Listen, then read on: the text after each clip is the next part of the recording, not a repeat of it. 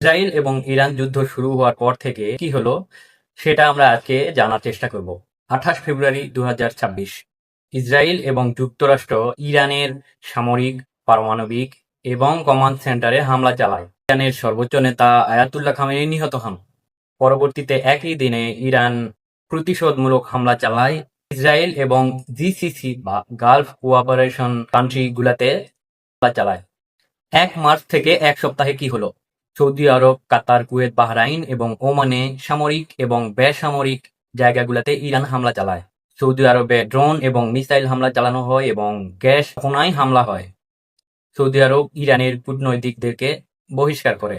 Middle ইস্টে যুদ্ধ ছড়িয়ে পড়ে এবং হরমুজ প্রণালী কার্যত বন্ধ হয়ে যায়। 8 মার্চ থেকে পরবর্তী 10 দিন ইরানের দক্ষিণ পার্স গ্যাস ফিল্ডে ইসরায়েল এবং আমেরিকা সম্মিলিতভাবে হামলা চালায়। কাতার, সৌদি আরব এবং আরব আমিরাতে ইরান পাল্টা হামলা চালায়।